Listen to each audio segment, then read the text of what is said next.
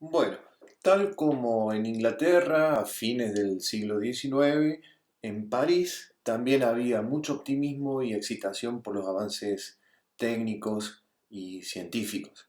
Había como un clima así de prosperidad que favorecía la expansión de todas las artes, y eso además estaba potenciado porque Europa estaba viviendo un periodo de paz, y eso favorecía justamente el desarrollo y los avances científicos, técnicos, sociales y económicos que habían iniciado con la revolución industrial.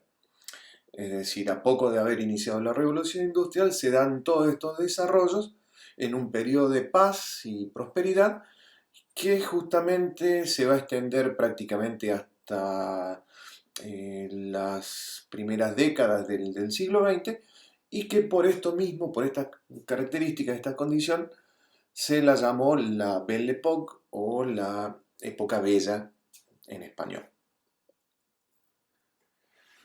En cuanto a los orígenes y sus aspectos sociales y tecnológicos, tenemos que considerar que toda esta movilidad y todo este ascenso social que se percibía en torno al avance científico estaba cimentado por una fe enorme en la ciencia y la tecnología como factor de progreso. Este auge tecnológico disparó o hizo necesario el fomento de la educación en todos sus niveles, al mismo tiempo que de alguna manera achicó el mundo, lo hiperconectó, las noticias del mundo se difundían más fácilmente, las distancias se recorrían en menor plazo, más rápidamente, y todo esto de alguna manera configuraba esta sensación de prosperidad de la Belle Époque, donde todo lo que es arte y cultura va a florecer de la mano del teatro, la música, el desarrollo arquitectónico también.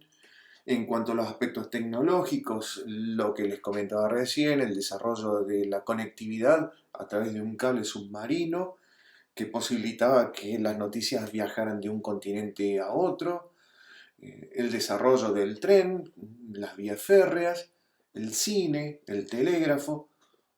Todo esto configuraba un mundo cada vez más conectado y más rápido de recorrer. Y todo esto era posible también porque se desarrollaron o se explotaron nuevas fuentes de energía a menor costo, fundamentalmente el petróleo y la electricidad.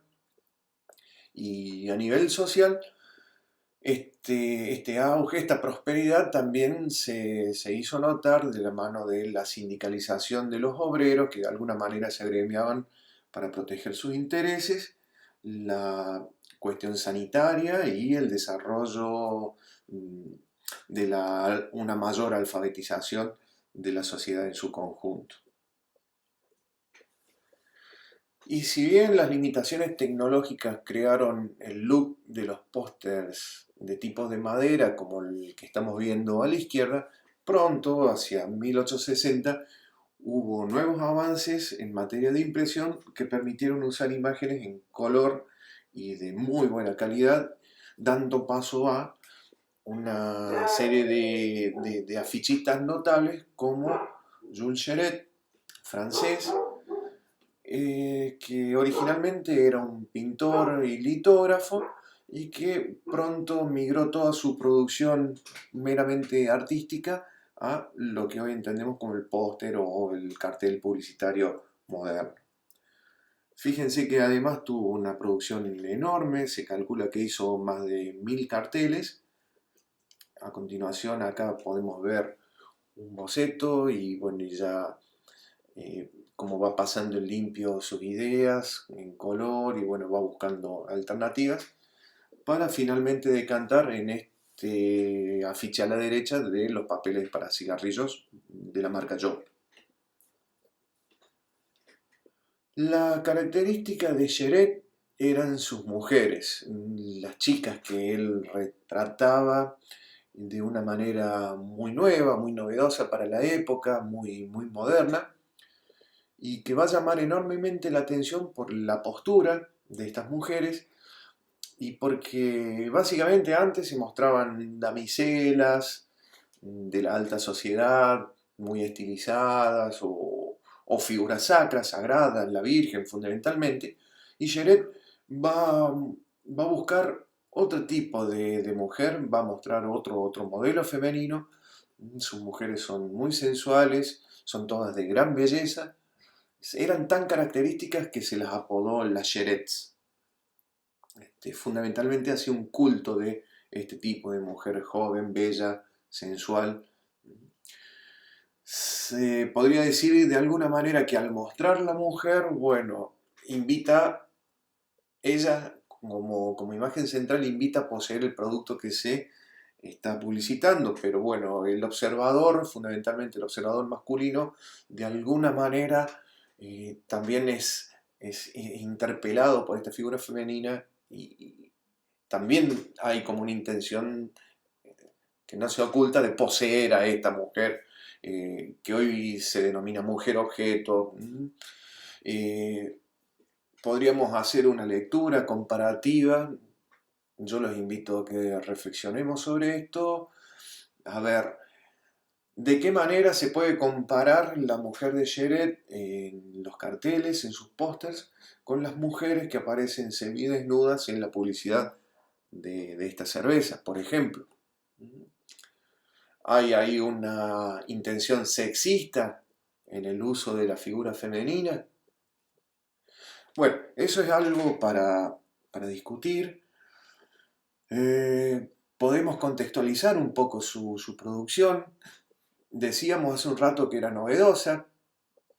Y lo comparemos, bueno, a ver, cómo se retrataba la mujer a finales del siglo XIX. Si vemos lo que pasaba del otro lado del Canal de la Mancha, en Inglaterra, la mujer prototípica era esta que estamos viendo en pantalla. Sheret va a reconvertir esta tendencia, la va a modificar, va a mostrar a la mujer con vestidos sugerentes, la va a mostrar bailando, la va a mostrar disfrutando en una actitud mucho más moderna, con menores restricciones que la mujer inglesa de la izquierda. La va a mostrar con otro tipo de ropa, mucho más sugerente, mostrando más. La va a mostrar incluso operando máquinas nuevas como esta lámpara eléctrica, que para el momento era algo absolutamente novedoso.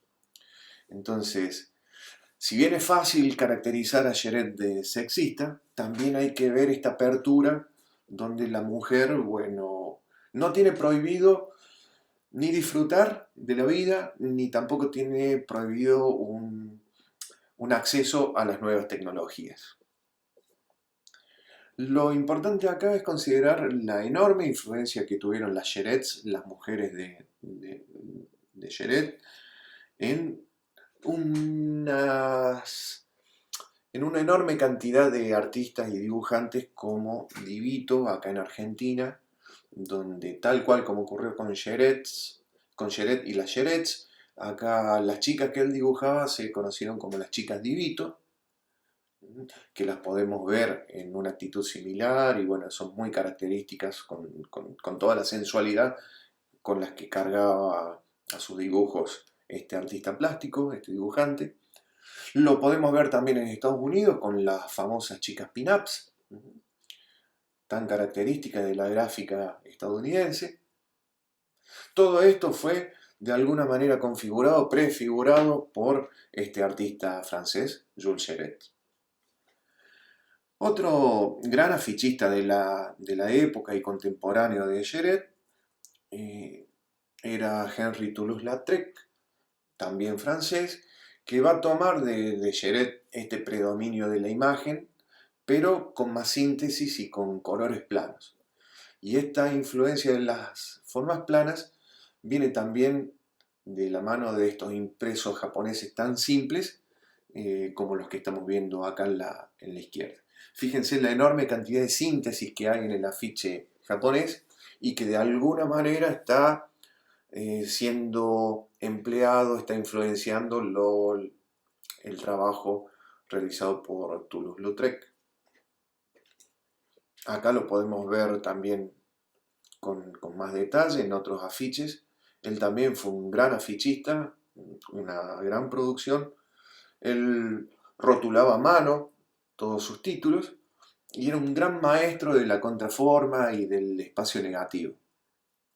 Acá el observador es obligado a completar las zonas vacías con su imaginación, con los ojos de la mente. Él termina de armar una zona que aparentemente es de un color plano, un color vacío, y, y es el observador el que termina por configurar toda la imagen del póster.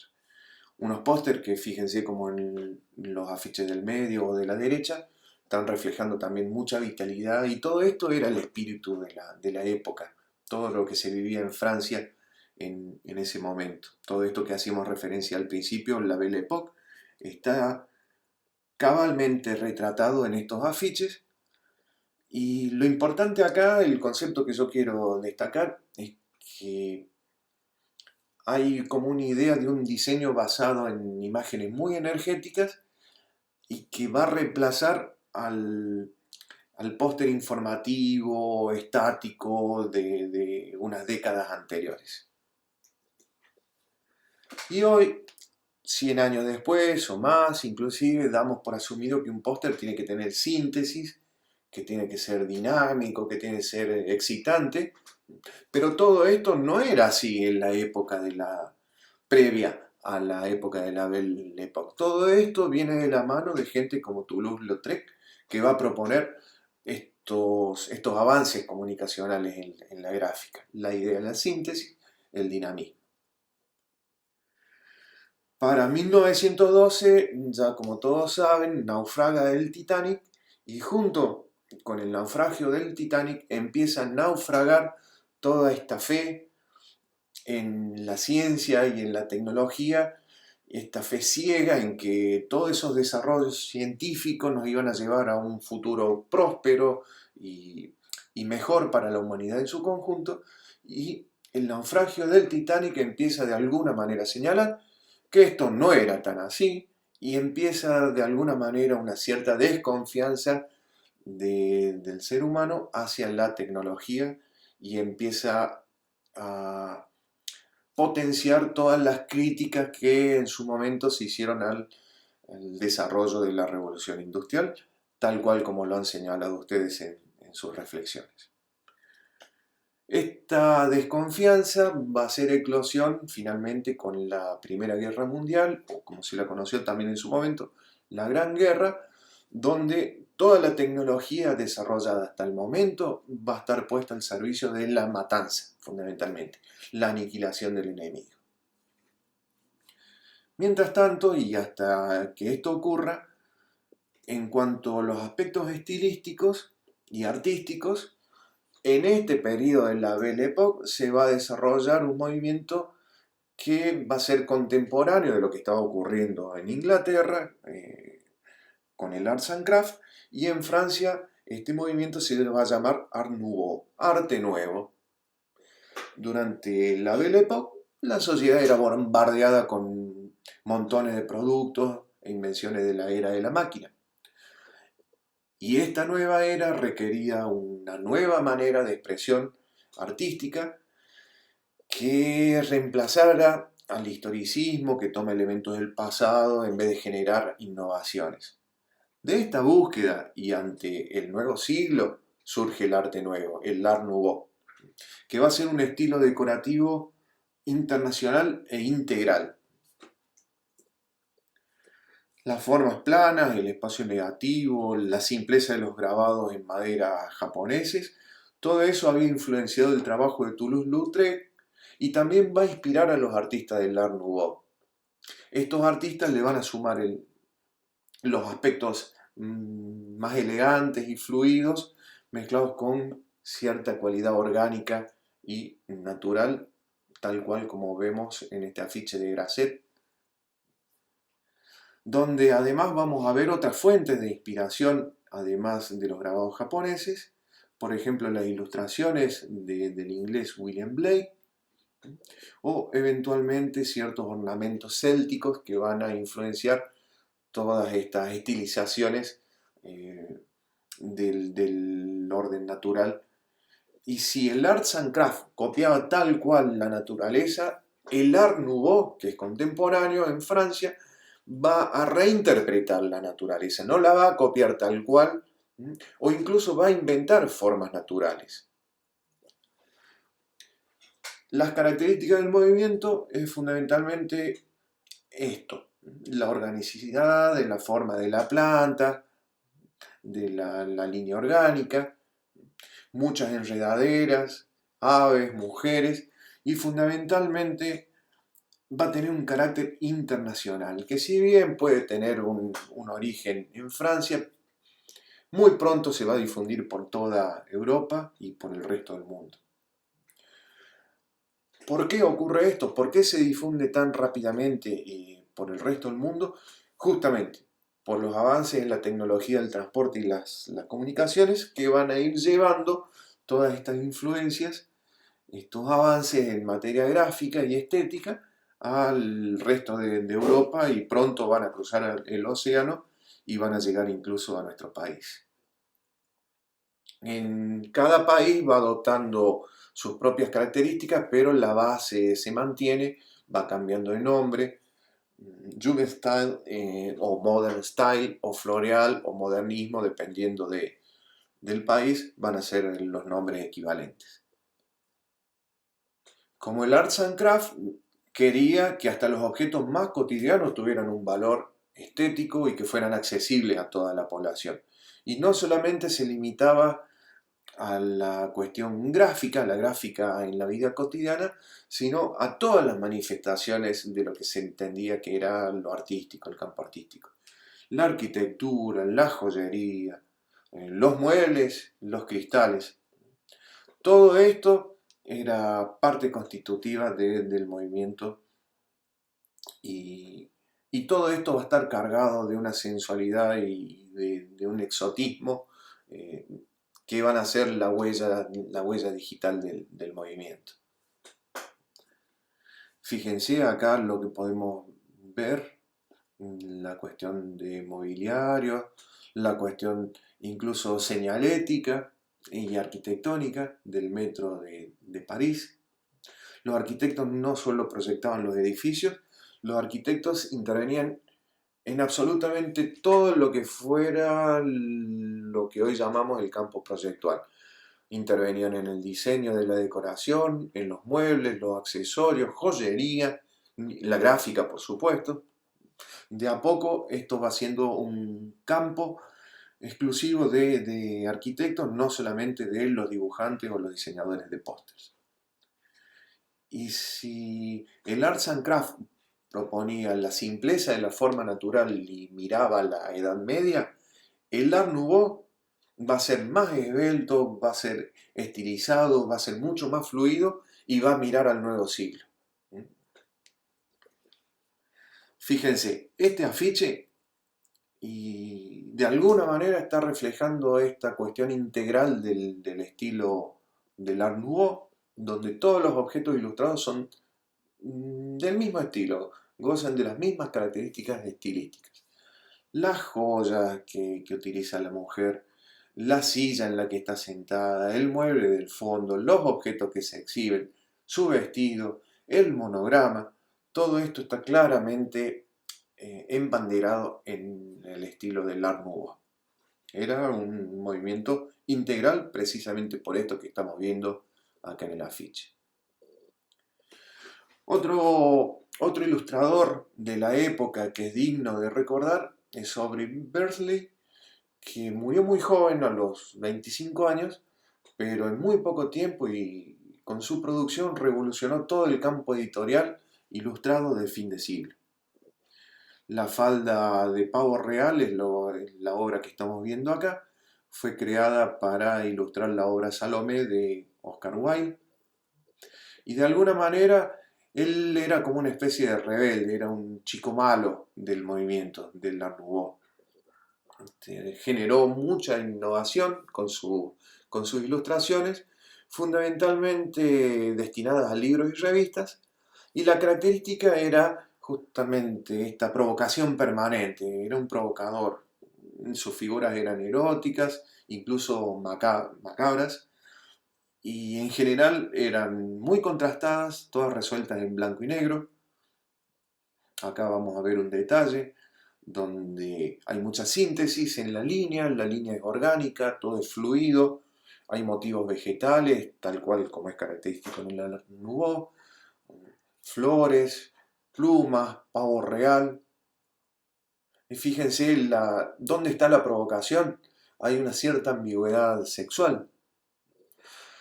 Parece que la mujer es agresiva y el hombre es pasivo, dominante. Hay un doble juego de dominación, pasividad.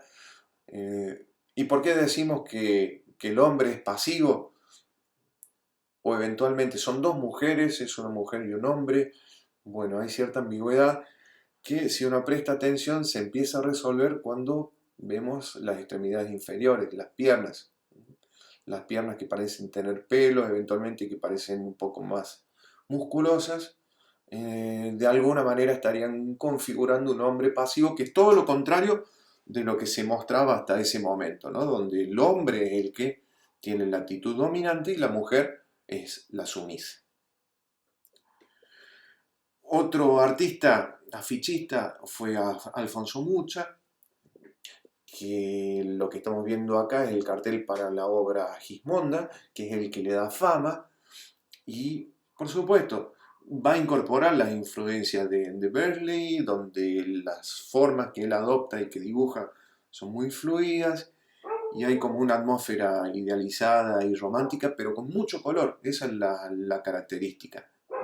A estas formas sinuosas le agrega el color, el tratamiento orgánico lo dan estas flores de gran desarrollo, las plantas, las mujeres son muy elegantes, ataviadas con elegantes túnicas largas, estilizadas, todo tiene contorno, todo está delineado, todo tiene una línea que va a contornear el dibujo.